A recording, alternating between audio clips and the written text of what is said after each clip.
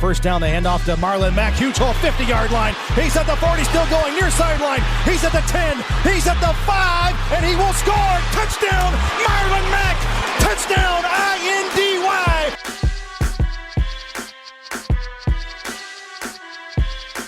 And again, it's picked up. It's Darius Leonard. Leonard with his second INT, and he's streaking down the near sideline. He's at the 40. He's at the 30. He's at the 20. He's going to go. A pick six for the Maniac. Horseshoe is back, baby.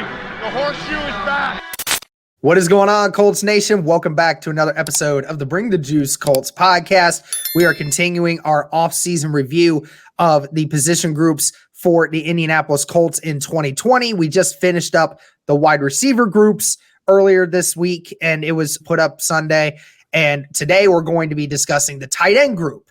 Tight end group has had a lot of interesting things happen to it this year. Earlier in the year, we had a lot of issues when it came to injury's sake and a few other things like that.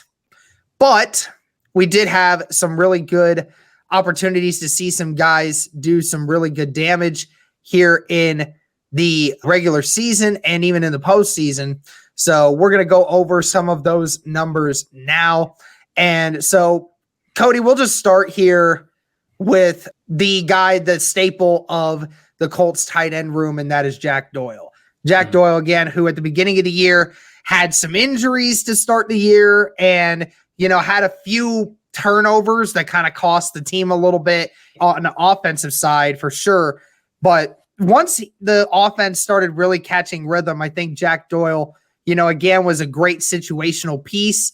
And he was actually ranked by PFF as the best skill position player on offense of Wild Card Weekend, with that 5 catches or like 90 yards and a touchdown, that big touchdown that he had in the fourth quarter that put the Colts right back into position to play in the game.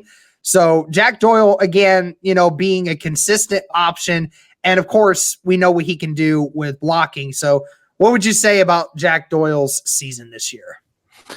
Yeah, from a statistics standpoint, it wasn't anything to write home about. He only had, 23 catches for 251 yards. So it wasn't really like, what we've seen Jack Doyle do in the past. I mean, from a statistics standpoint, yeah, it wasn't one of Jack Doyle's better seasons. But, looking at this, there was 3 tight ends with over 20 catches.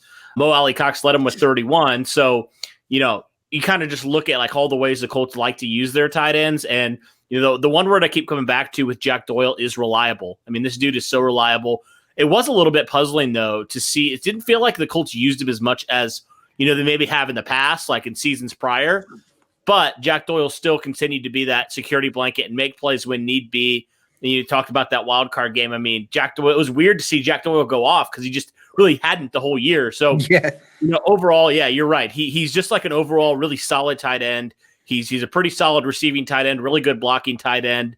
He kind of offers you the best of both worlds there in that department. So I love Jack Doyle. What can you say about him, man? He's just been the number one tight end and been so consistent for years now. It's crazy to think like he's been on this team for so many years now.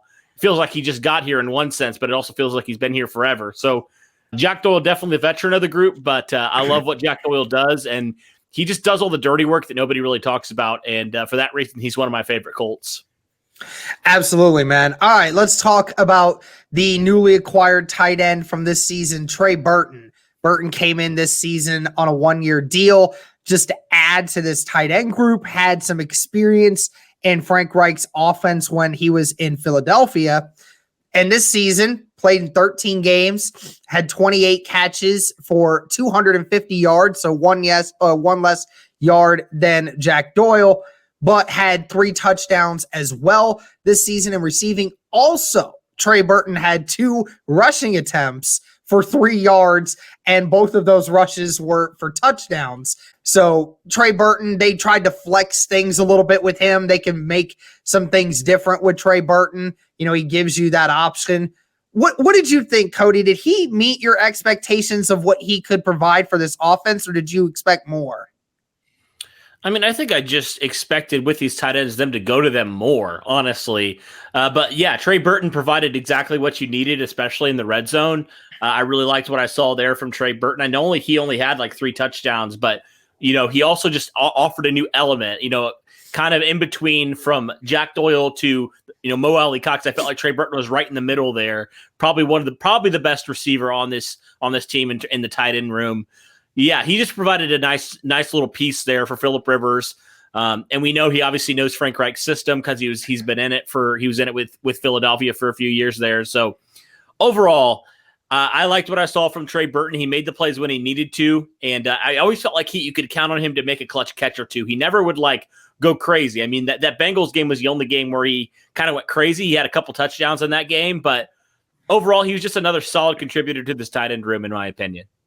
Yeah, and I mean, his best catch came in that Packers game. Remember that one where he had that one-handed grab, that one-handed diving grab? That was really good.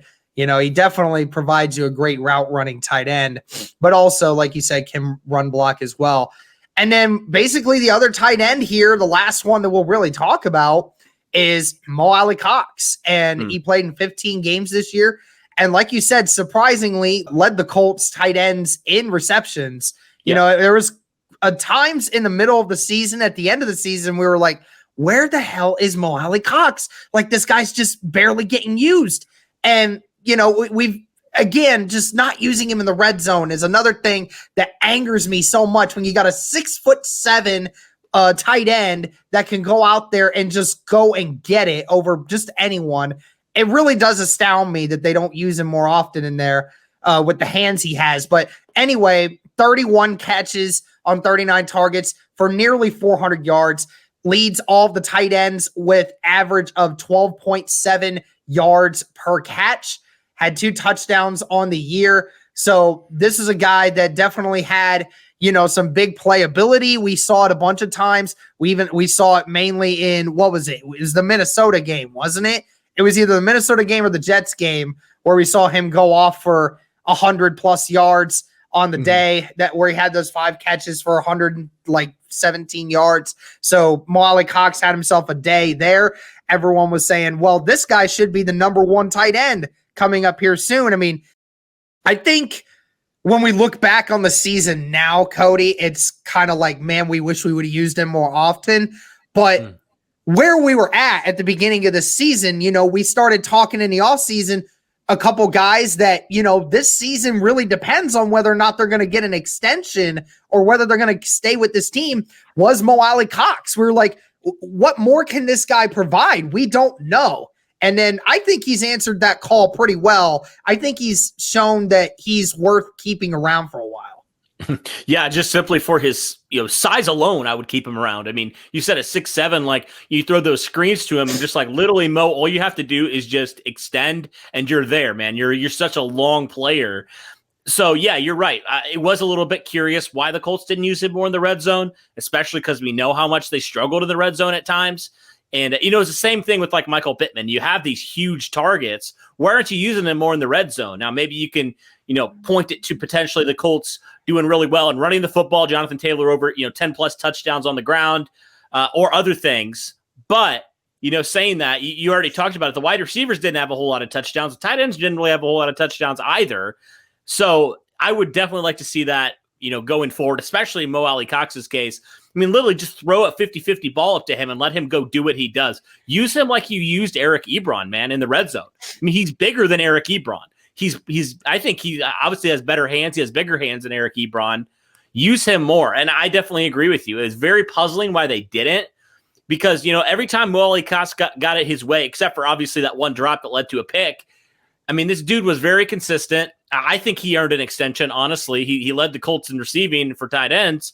I just want to see him more targeted, quite honestly. Whatever that looks like. Just get him more involved in the offense because, that was a question, like you said, like we wanted to see him develop more as a receiver this year. And I think he did that. I really do think he did that for the opportunities he was given.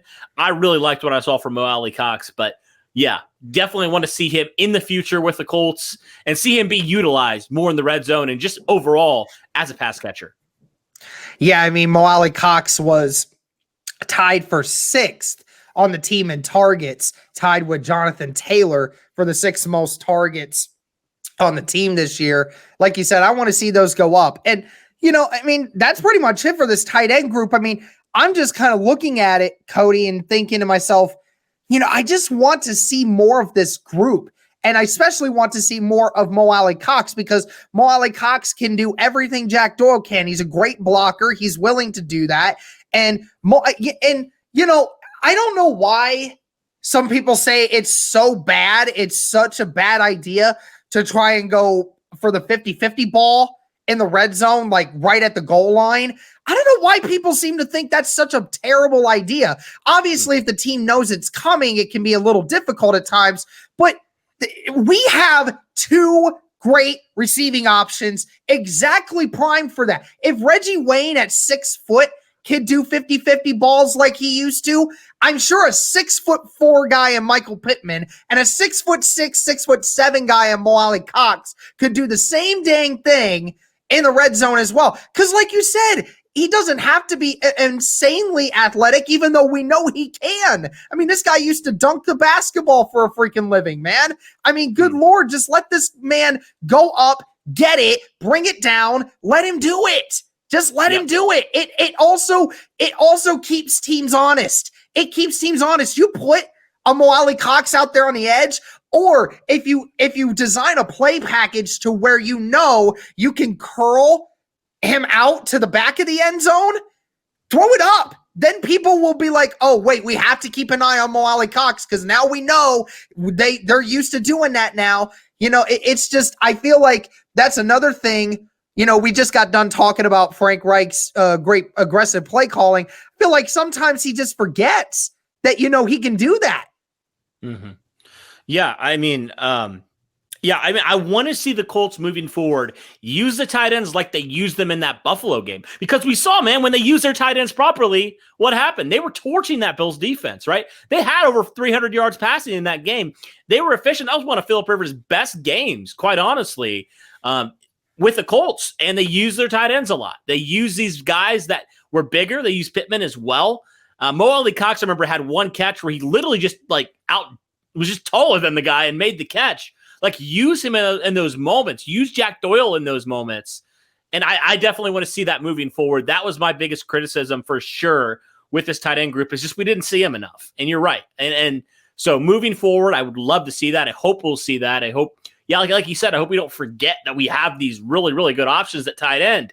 I mean, honestly, we have a 3-pronged attack, and I was just kind of like, I feel like we're kind of like just laying our sword down here in this with these guys. Like, let's use them, So I definitely agree with you, man. Our tight ends, I think they have immense talent. Alie-Cox, obviously, I think has the highest ceiling because he's the most physically gifted guy, really good run blocker, and he's starting to come into his own also in the receiving game. But, I like all 3 of these guys, quite honestly. And small shout out to Noah Togiai, too. We didn't really see him a whole lot, but Frank Reich and Chris Ballard in his presser actually talked about Noah Togiai, and he said, we're really excited about him moving forward. He's a young guy. The Colts claimed him earlier on in the year. He went on IR. We didn't really get to see him much, but I'm intrigued too with him, kind of if he develops a little bit into something, because the Colts seem really high on him, honestly. So moving forward, I'd like to see what we have in Noah Togiai too. All right, Cody. So now we're at the part of this video where we get to rank the position group here. What was your position ranking for this tight end group for the 2020 season? Yeah. So it's going to be a little bit hard because, like we said, they didn't use them as much as we thought they should. But I think for what they were given, I'd give them a solid B.